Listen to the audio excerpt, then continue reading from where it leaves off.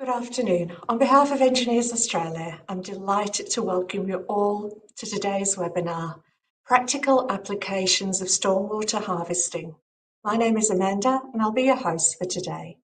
Firstly, in keeping with our custom, Engineers Australia acknowledges the traditional custodians of the country throughout Australia and recognises their continuing connection to land, waters and community.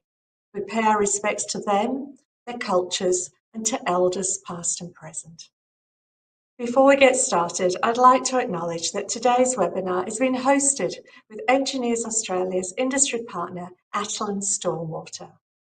Atlan Stormwater is Australia's leading stormwater specialist. Working with councils, engineers and contractors, they build risk-free, clean water solutions for the future. Their products and services cater to every project, and their experienced team provides advice and support in sales, delivery, installation, and maintenance. Today, we will hear from one speaker, followed by a live audience Q&A, and I encourage you to send questions through to our speakers via the chat box. I'd now like to welcome our speaker, Kurt Jensen, a highly motivated and results-driven engineering professional. Kurt has over a decade of experience in stormwater treatment and stormwater management. Kurt has demonstrated expertise in providing water quality improvement solutions through treatment trains and leveraging Atlan's unique mix of products, including the Atlan stormwater and wastewater treatment systems.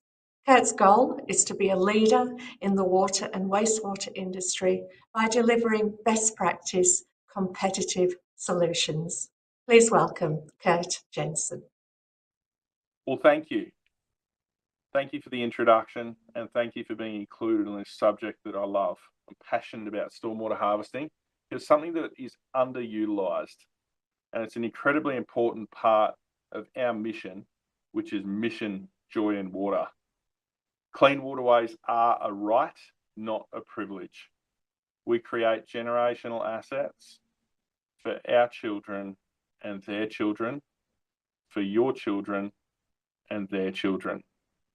What we do today has impact on society for the next 100+ years. And with water, we have to remember that it's not ours to keep, it's ours to share. And that's why we're passionate about creating joy in water.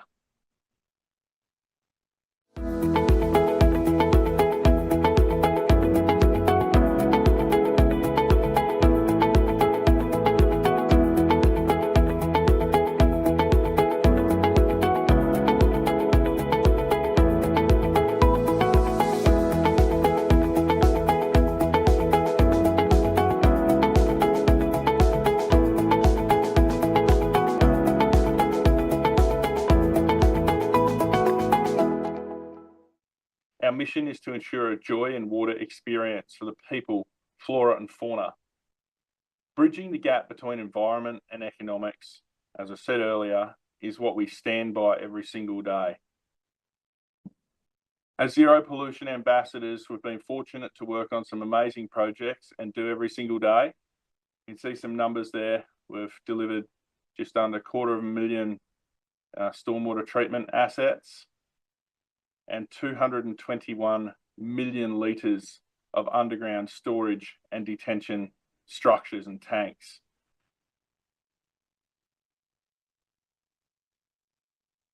It brings us back to stormwater harvesting. Why is stormwater harvesting essential for long-term sustainability? You can see there, the New South Wales government state that it has emerged as a new field of sustainable water management. Harvesting and reusing stormwater offer both a potential alternative water supply for non-drinking uses and a means to further reduce stormwater pollution. I believe that stormwater harvesting is very underutilised, particularly in a land like Australia, where we often say it's either drought or flood. When it's raining, we let so much precious resource go out to our waterways, creeks and bays, oceans. And it's something we can seize and utilise in a much better way. Then there's the question, should it be reuse or detention? And one of the theories I'd love to tease out today as we go through is, why can't it be both?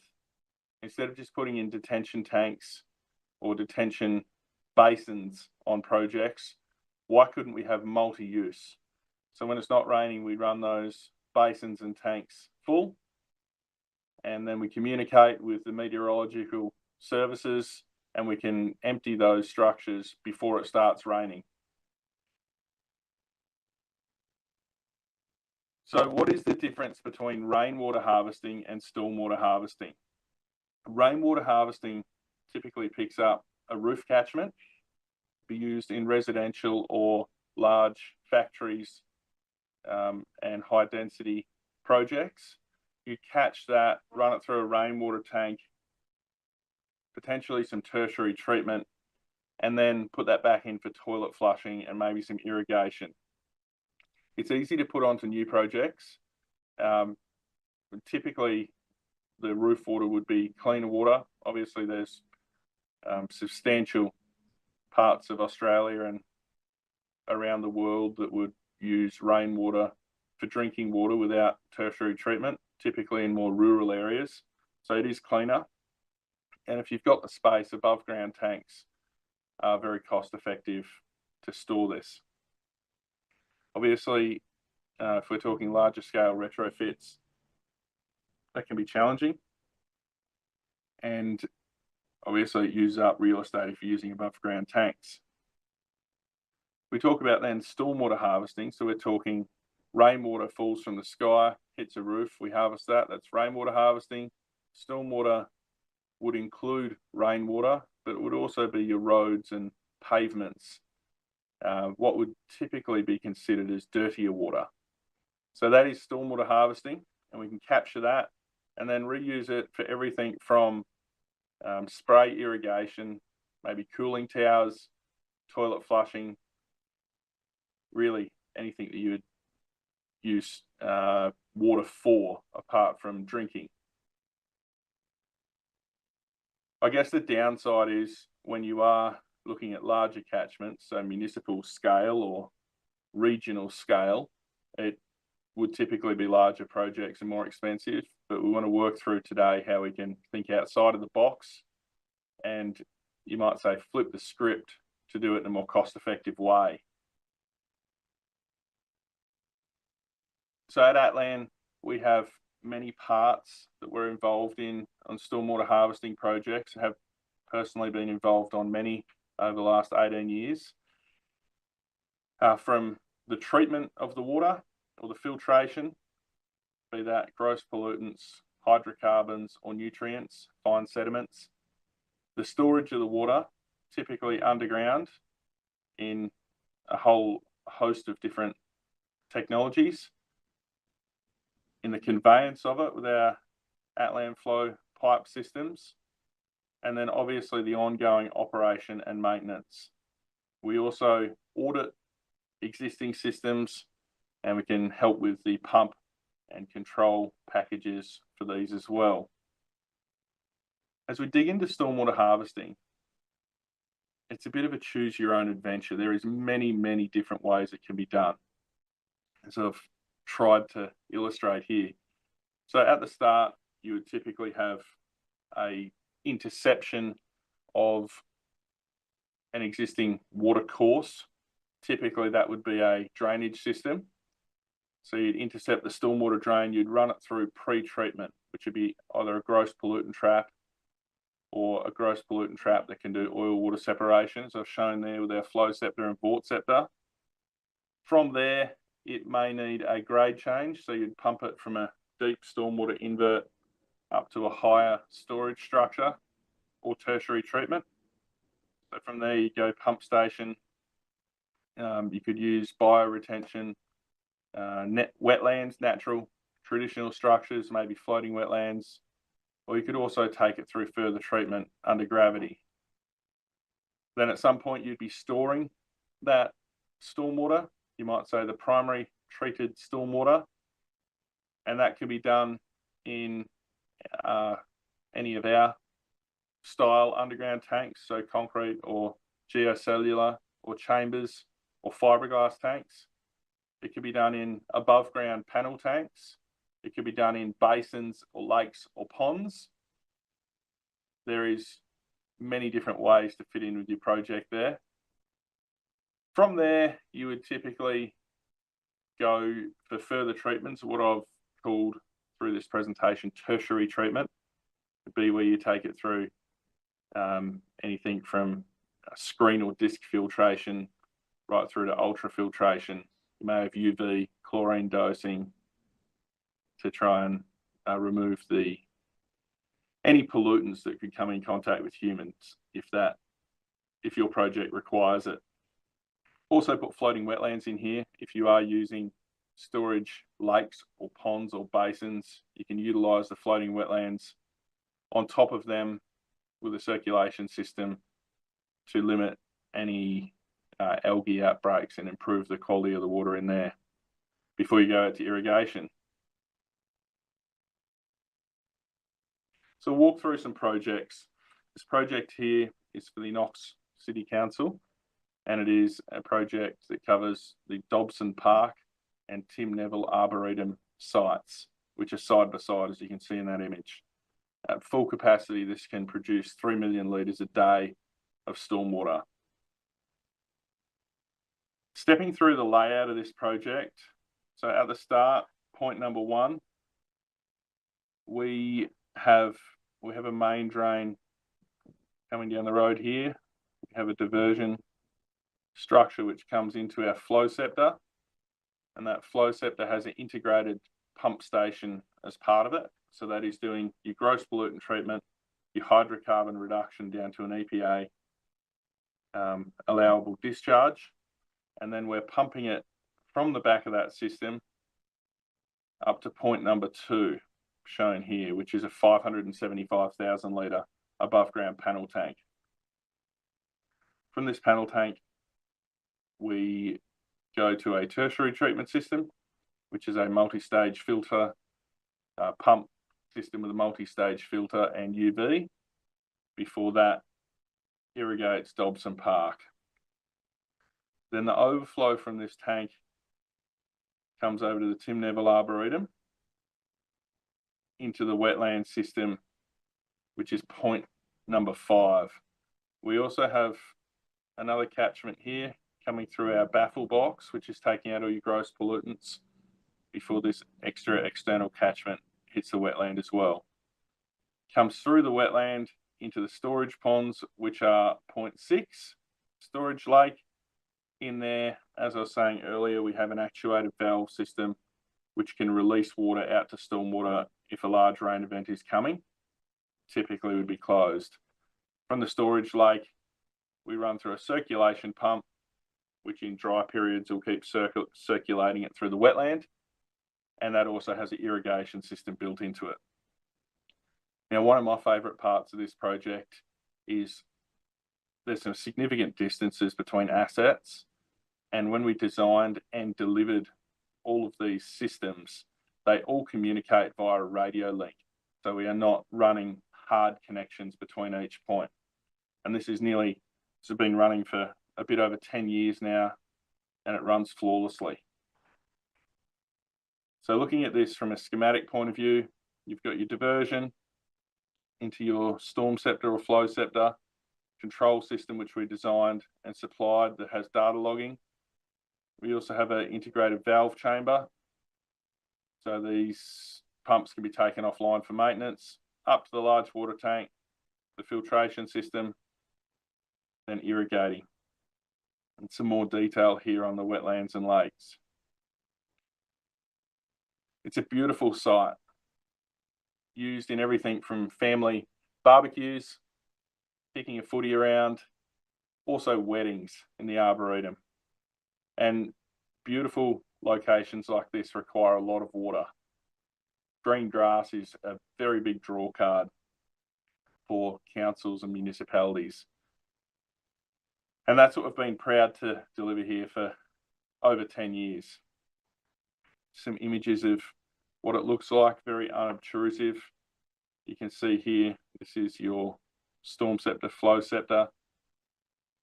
So you've got your primary treatment at the front, your hydrocarbon treatment here, and then these two manholes at the back, that is your pump station. Delivers 50 litres a second, this system. The baffle box you can see on the right hand side is capturing that additional catchment. Now, one of the keys with stormwater harvesting and stormwater treatment alike is communicating with the broader community. We can do wonderful work. As soon as we bury it underground, one feels like the impact there might be lost. This is something that the Knox Council's done really well. They've delivered interpretive educational signage along with the project to help mums and dads, you might say, understand and communicate the value of this precious resource further. This next project here is a aged living residential catchment in Cowes, Victoria, and this captured water is used for irrigation. Also been able to have a split detention reuse system we've delivered here. So a total of 3.1 million litres of stormwater is treated. It's then captured in our chamber system. We have tertiary treatment on the back of that for any of the water which will go to stormwater. We also have a pump system which sends the water out to the irrigation network on site. So we have one for each of the catchments as it crowns through the middle. An interesting little note here, this is replacing all green infrastructure on this site, which for the developer led to increased housing density. For the residents, it meant that the open space was usable.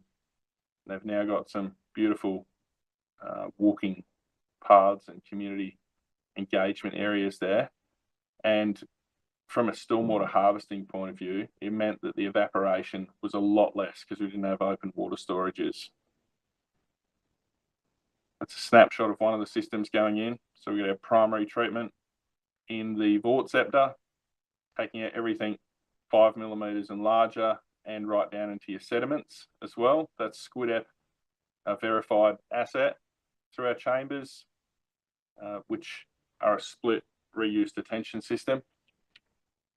Then our flow filter at the back end, polishing, that's a rain garden replacement, so it's polishing total suspended solids, phosphorus and nitrogen. Also SquidEp verified.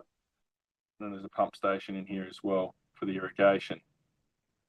As I said, this is a win for the residents. You can see here, instead of being a big open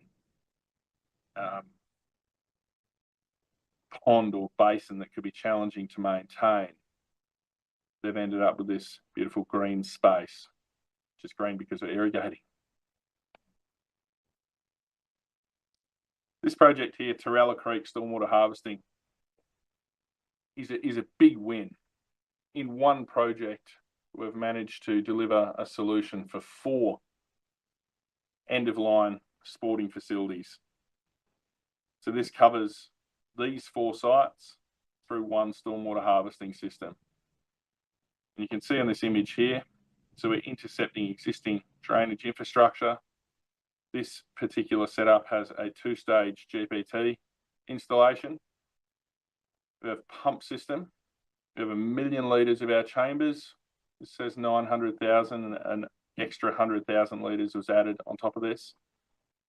It's also has a monitoring system in the tank which will monitor pH, electrical conductivity, so salinity and turbidity, just to make sure the water quality is right. From there, we have an offtake which goes through either back into council stormwater system if all the tanks are full, or we will send it out to the 4 sites. So Springfield Park, Croydon Park, this athletics track, and the Fred Gill Oval. It's a killer system which is all controlled via the cloud and remotely. Obviously, with AI growing in this space, the algorithms and operation will be more and more including that. Just a little clip of it going together.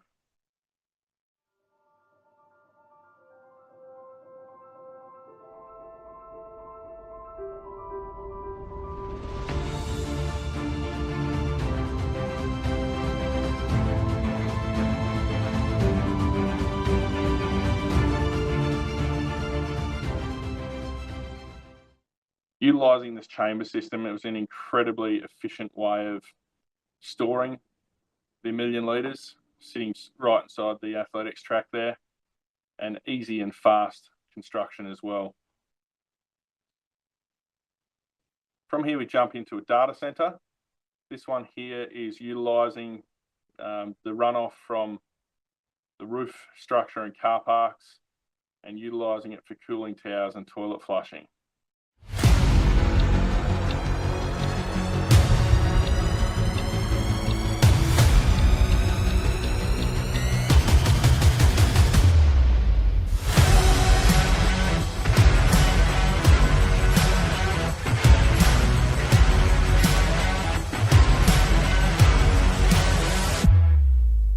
Here on our site in Huntingwood, we are working closely with Atlan to install an OSD tank, specifically their megavolt and rainwater tanks that was able to meet our needs for the build site here.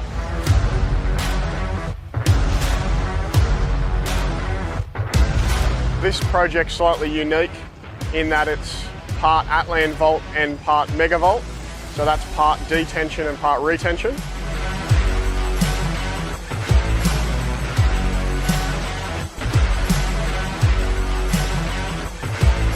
The detention component is a bit over 1 million litres, so that's obviously detaining the site runoff for controlled discharge, and the retention component is about 400,000 litres, which is obviously retaining the water for irrigation and cooling, those types of purposes. There's also a treatment aspect to the tank, so there's roughly 50 Atlan filter cartridges which are part of the water quality requirements of the site, treating the site runoff.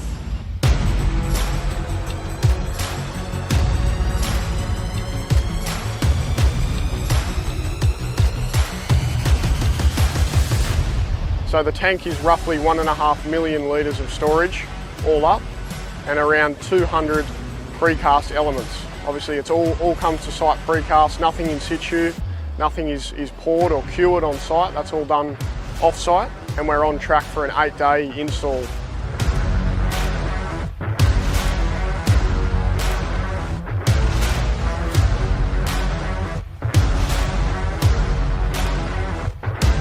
The main challenges we faced here on our site in Huntingwood was time frame. We were able to work closely with Atlan in order to deliver this precast OSD tank on time. Part of Atlan's scope is to design, supply and assemble this tank here on site. This was a in situ or a solution that the builder would have had to pour on site, and they've favoured for a precast solution for much quicker program and obviously overall program savings. We come to site, the excavation is obviously prepared.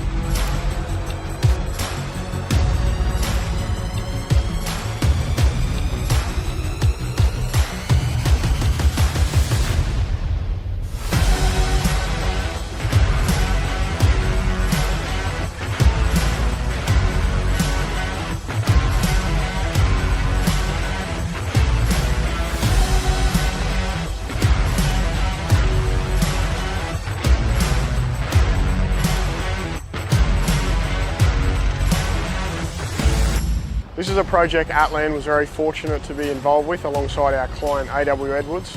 We look forward to seeing this project come to completion, and we look forward to working together on the next one.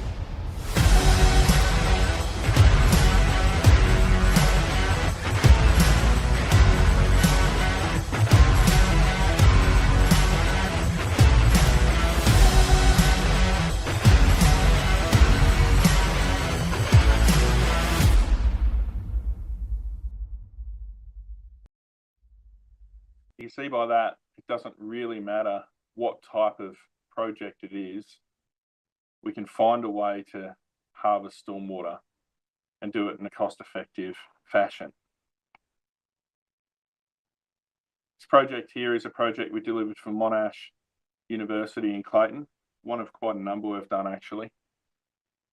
But this particular one I've selected because it's a mix of green infrastructure and our Atland chamber on this one. So we're harvesting water from a Melbourne Water main drain and bringing the water directly into a pump station.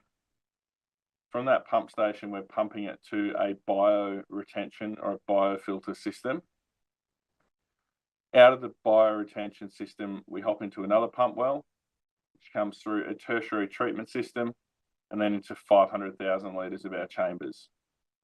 I guess this just illustrates the immense flexibility in stormwater harvesting and the ability we have to utilise green or grey infrastructure, you might say smart or standalone assets. So how it looks in real life, again covering some significant distance. Pump station through the bio retention system, up into the 500,000 or 500,000 litres of chambers. From there we're irrigating and we're also serving all of the toilets in the accommodation building here.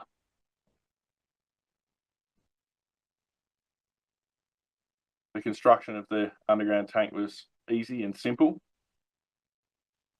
and the finished product is grand.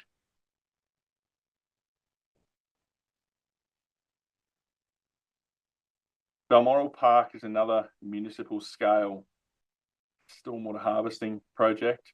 This one's picking up just over 50 hectares of catchment and using the water for sports field irrigation. A joint project delivered the contractor for City West Water, now Greater Western Water, and the Brimbank City Council. So this is picking up 2 stormwater lines. So we've got 2 offtakes here from 2 different catchments. So this one here is servicing a north-south line. This one an east-west. Comes through a gross pollutant trap, like a Vortceptor, and into a pump station. That pump station then creates rising mains from each point into the chamber system, into our isolator rows, which will capture any of the pollutants and make for easy maintenance. You can just jet and clean those rows out. This is 1.7 million litres of captured stormwater here, and that goes through tertiary treatment before being irrigated. Another diagram here of how it works. Again, your GPTs through the diversion pits into your GPTs, through the pump stations up into the chambers, again with monitoring on pH, electrical conductivity and your water quality. From there through the tertiary treatment out to over irrigation through fully connected by cloud as well through the HMI or the interface there. And that was some photos when we were delivering the project. Quite a challenging project to deliver, but it's the end result that counts, and that is green fields and saved water.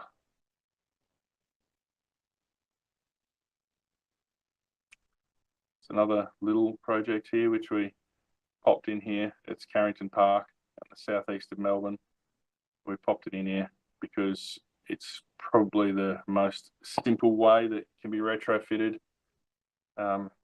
on larger existing catchments. So this here has a main drain running through, a diversion through the Stormwater or Flowceptor again, which has integrated pump station in the 3rd chamber, up into a 500,000 litre above ground tank, and then through a tertiary treatment and filtration system, irrigating onto the fields. This is the Flowceptor we were speaking of in the earlier slide when it was going in the ground. One piece fiberglass, easy to install. You don't need a separate pump station. It's all integrated and constructed in the same unit. This specification, we actually had inbuilt trash racks, trash baskets inside them as well. So these could be lifted out with a little crane truck to do easy first cut maintenance without back trucks. And again, the finished product, some interpretive signage there, obviously a bit more basic than last time. I think this opens up, we can use federal and state grants as well, and Melbourne Water grants if you're in Victoria, to co-fund the delivery of stormwater harvesting. There's some good initiatives there. This project is in Rippleside for the city of Greater Geelong.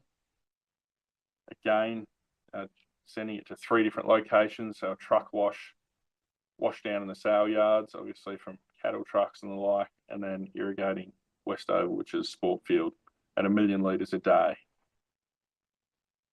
You'll see a bit of a theme here. So we split the water off and divert it through a 3-chamber flow scepter, pump it to the rainwater tanks, tertiary treatment, and then out to these locations. Again, all connected to make sure we aren't trenching communication conduits in all the directions. So what it looks like as a section. So the reason we have pumps typically in stormwater harvesting is because you are picking up off the main drain. This project elected for above ground tanks because it had the real estate. The 3 locations we're sending it to, you can see here, little tap icons. So there is some distance in there. Some images here. So this is intercepting the main drain. This upstream catchment had some water coming from an old quarry, had the potential to be saline. So we had some instrumentation in there to detect if the water went outside of the set parameters, the system would stop harvesting.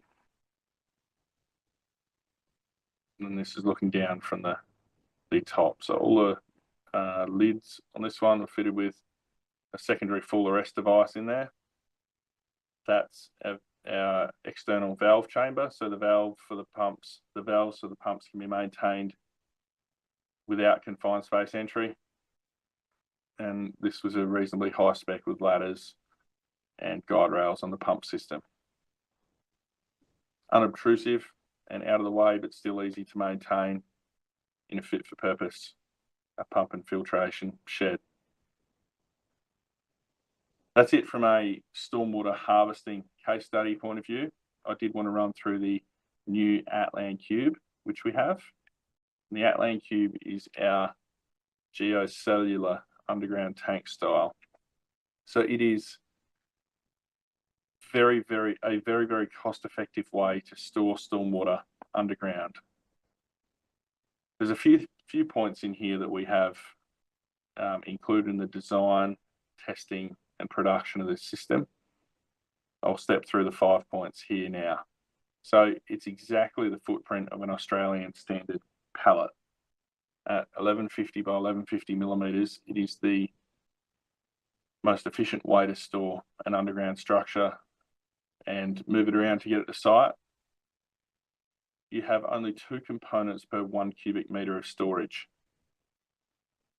A top half and a bottom half. That's at 97% void ratio. And the legs definitely store water. They have their perforated structure to allow the water to flow in and out.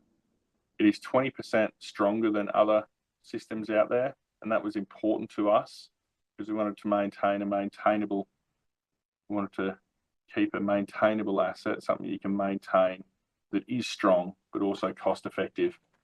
And for projects which require EPDs or CO2 footprint reduction, it is 100% recycled material that it's built from.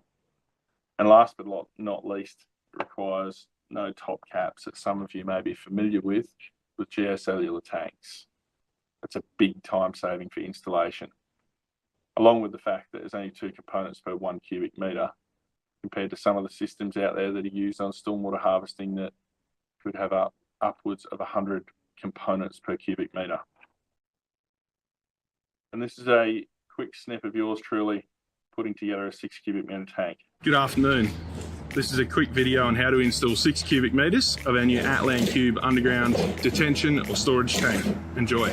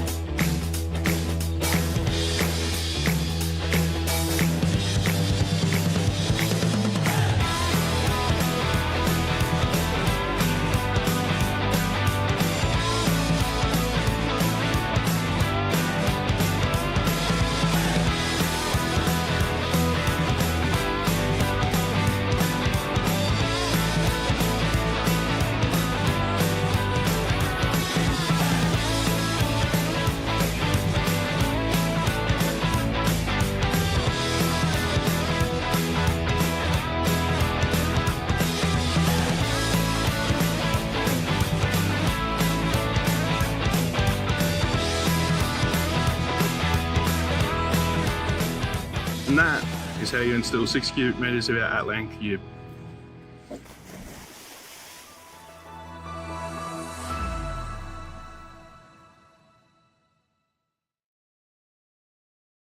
So you've seen how quick and easy it is to assemble. It's incredibly fast.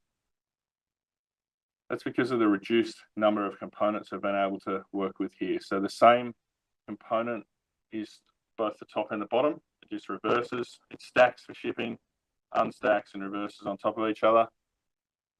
One module is 1 cubic metre of storage, and then your side plate clips onto that. You'll see here you can run it as a single stack, a double stack, or a triple stack in whatever configurations that you need. Also with access points built in for maintainability. A full suite of engineering data is available, including sections and design parameters for both single, double, and triple stack, along with a 10-year warranty and a 100-year design life on these systems. And just to tie out this little presentation, included a little case study of a project in Greenvale, and it was 9 half-acre lots, which sold at $1.5 million per lot, and each lot here had just under a 50,000 litre underground system installed. You see these indicated, these blue lines. Site was quite tight to work, had a lot of tree protection zones, building envelope restrictions, so we were able to fit them into the required footprint. These tanks, at the peak of install, were getting installed in under a day per tank. See they're 18.5 metres long by 3.5 is what fitted the project requirements in a single stack. Very challenging ground on this project, rock and quite a silty clay. So they were lined and had geofabric cushioning that, as you can see here. That's the tanks partially installed. Next stop on here is to put a geo textile across the top and backfill with compaction. Thank you very much. Look forward to any questions that you may have. Thank you, Kurt, for a great presentation. As always, it's now your turn to get involved. If you could please ask Kurt any questions that you'd like to direct to him via the YouTube chat box. And thank you to everyone who put forward a question whilst registering for today's webinar. And we might just start with one of those because we've got quite a few live questions and not a long time for Q&A today. But we've had a question that's come in, Kurt, from Ryan, who is watching from New South Wales. And Ryan is asking you, how have these devices been received by local councils who often have concerns over maintenance of underground systems in Torrens tidal developments? Thanks for that question, Ryan. Thanks, Amanda. That's a good question. As you will have noted from some of the case studies we've run through, a significant amount of stormwater harvesting is done by local councils and municipalities from a retrofit point of view. I think as we are dealing with ageing infrastructure, we are working with what we've got, I guess, and that is a lot of drainage infrastructure that dumps water, stormwater, straight out to receiving water bodies. So the biggest wins for council are intercepting that water on the way out and treating it and reusing it a second time.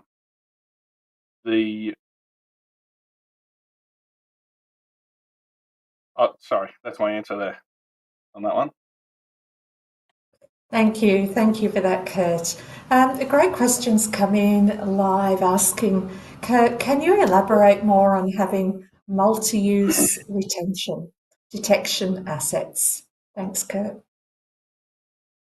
Multi-use retention and detention systems are very much, I guess, missed in our planning and in new master plan subdivisions and developments.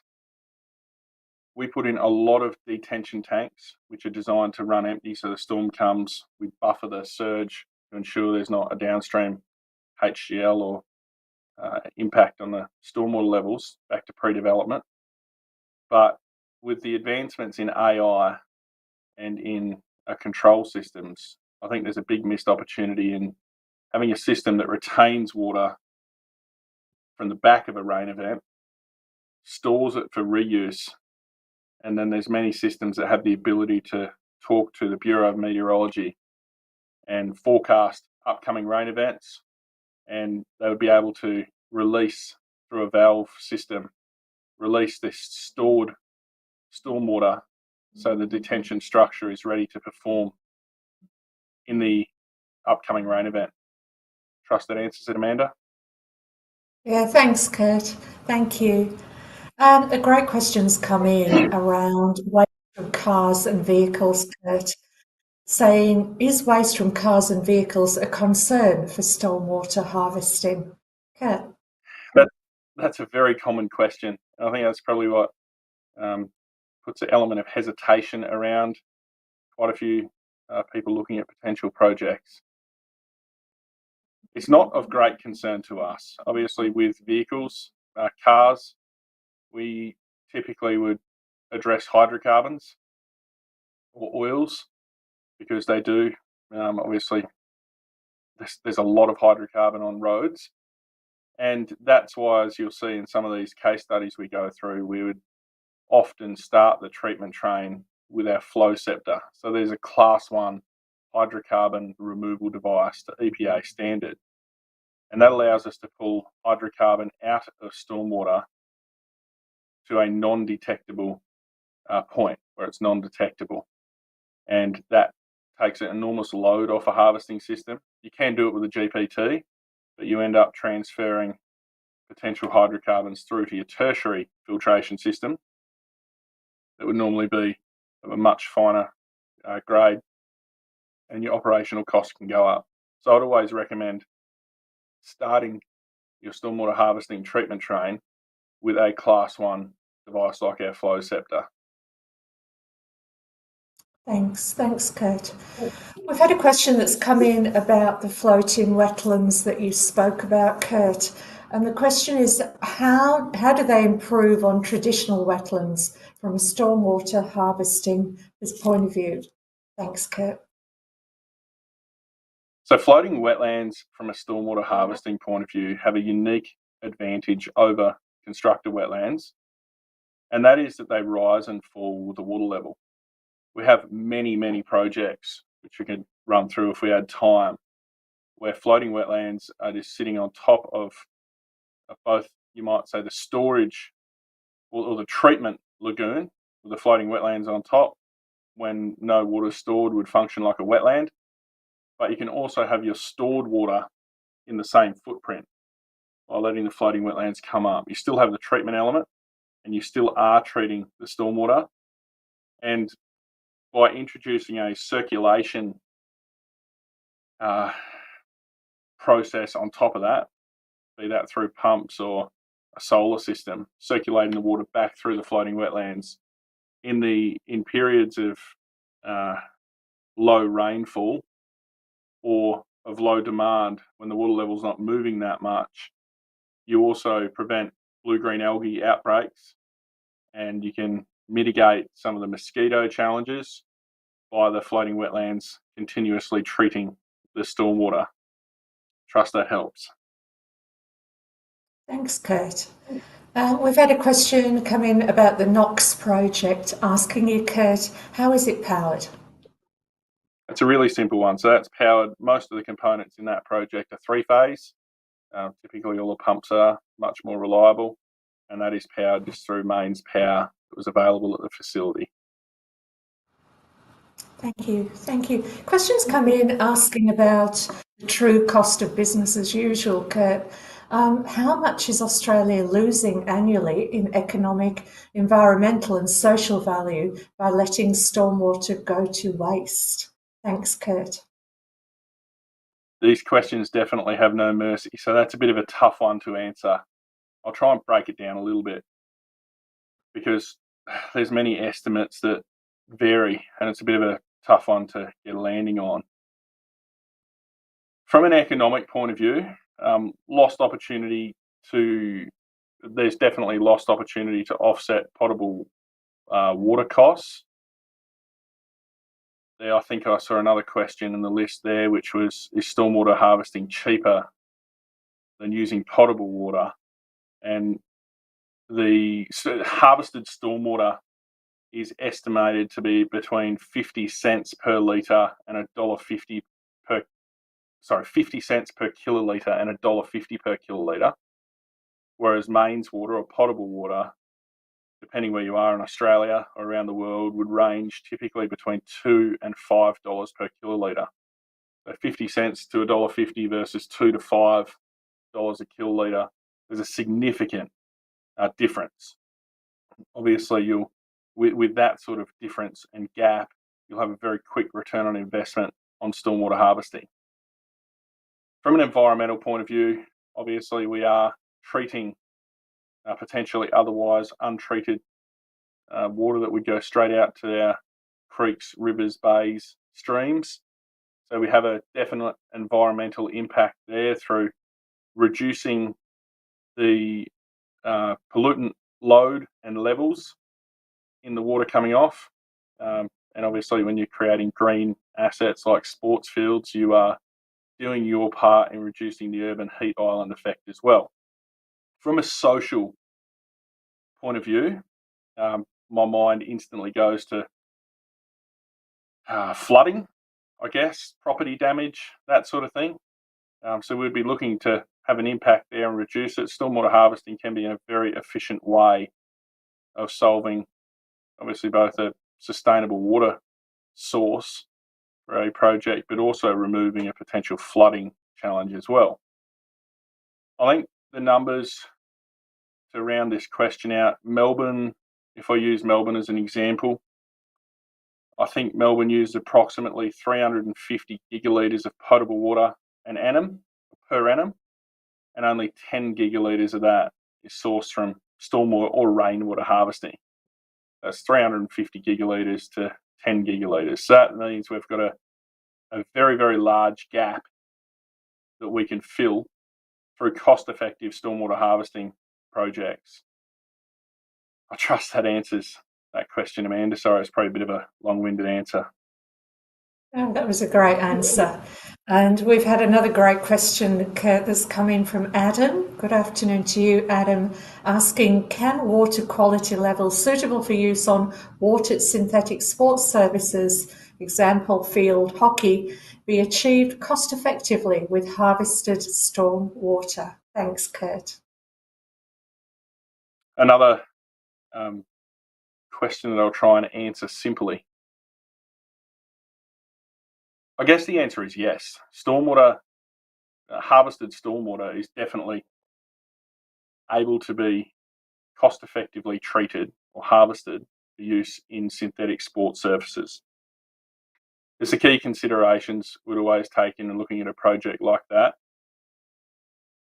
You're making sure you get the right level of pollutant removal. You obviously look at your treatment technology to make sure that you get it right. Your synthetic sports surfaces would typically require low turbidity, low sediment levels, and low organic content in the produced or the product, the water, mainly to prevent clogging of irrigation systems. So we would always look at a treatment train approach. So you'd have pre-treatment, your flow scepter or the gross pollutant traps to strip out your hydrocarbon, your sediment, and obviously any gross pollutants that would come in, chip packets, Coke bottles, etc. Then from there you go into a tertiary filtration, pulling out your fine sediment, making sure your organics are gone and doing what you can with your turbidity. That would normally be through a packaged plant, be it media filtration, screen filtration. You go all the way to ultra and nano filtration if you need it, but I don't think it'd be needed on a synthetic sports surface. And then after that, as with most of these systems, you would have disinfection. That's where you're managing your pathogens, making sure that it's suitable for potential human contact. I think there's a couple of really good case studies for synthetic sports fields or surfaces. There's obviously Sydney Olympic Park is the one that everyone would know. It's got a very good stormwater harvesting system in there for both natural and synthetic fields. I think that's reduced the projects or Sydney Olympic Park's potable water consumption by half. And Western Sydney Hockey Centre is another one which is using it in that way. I know City of Melbourne has a significant package of or portfolio of projects like this as well. Trust that answers. Thanks, Kurt. Questions come in from Tainen. Tainen is asking you, Kurt, how do these systems work in a dry period? That's a good question. Obviously, in an extremely dry, I'll back a little bit. Stormwater harvesting is most useful in dry periods. So we're not irrigating when it's raining, and we're irrigating through either drought or joining the gaps between the more intensive rain events we're seeing at the moment. The stormwater harvesting needs to be designed with appropriate stormwater storage or harvested stormwater storage capacity for the project, which we would always model out. But on top of that, we would look at your supplementary sources as well. So whether there was an additional harvesting source, so be that rainwater harvesting, or some may have treated effluent, which is treated to a high quality, class A or B, that may be introduced, depending on what it's being used for. Stormwater harvesting won't ever function on its own as a standalone through prolonged drought, but it'll definitely take the edge off and provide a very reliable source, particularly when it's combined with other solutions to manage the demand, become viable even in your dry periods. Thanks for that, Kurt. A question, it might have to be one of our last questions, but we have had a question come in that has asked, Kurt, does current underground storage technology provide sufficient strength to place concrete-based artificial grass sports fields above it? Thanks, Kurt. Absolutely. And we've got a number of projects where that's happened. Our systems are typically all rated for W80 and SM1600 wheel loading, so that's your live loads and significant dead loads as well. There's a testing on that. Feel free to reach out, whether it's our concrete Atlan Vault or Megavolt structures, or our Atlan chamber, or the Atlan cube that you've just seen. We have solutions to manage that and manage it in varying storage volumes as well, from 5 or 10,000 litres through to, we've got 10, 15 million litre tanks, 20 and 45s we're working on at the moment. So that's significant pieces of infrastructure. That definitely, obviously, when you're taking up a footprint of land like that, you have to build surfaces over the top, structures over the top, so it's not wasted land, particularly in a retrofit. I've also got bowling facilities built over the top, sports pitches. Yeah, hopefully that answers Adam's question. That's great, and some great examples there. We are running out of time, so we've had a lot of questions, so thank you so much for everyone who's put questions through. I'm sure we'll be doing more webinars on this very topical topic. And I'm here with Kurt Jensen this afternoon, and we're discussing practical applications of stormwater harvesting, and we have covered a lot, Kurt. I wondered if you'd give me your key takeouts from the discussion today. Thank you. There's a lot to pull some key takeouts from, but as I started with, water, or stormwater particularly, is not ours to keep, it's ours to share. And what we do today impacts our children and their children. But you look forward 100 years, and what we are doing today as engineers has a real impact on how the future will look. Stormwater harvesting is not just a technical challenge, it's a fundamental shift in how we value and manage water. I think we've illustrated that it isn't at a cost. Everything indicates that it's a win-win. So the real question isn't whether it's possible, but it's whether we're bold enough to make it happen at scale. Thank you. Thank you for that. And I love that stormwater is ours to share. We have run out of time, so please join me once again in thanking Kurt Jensen for his time and input. I'd also like to warmly thank Engineers Australia's industry partner, Atlas Stormwater, for their ongoing support. As always, we're looking for your feedback. You know, what topics that you want to see coming up in the future for these industry partner sessions. So if you could take 2 minutes to complete the short feedback form, which is linked in the description box below.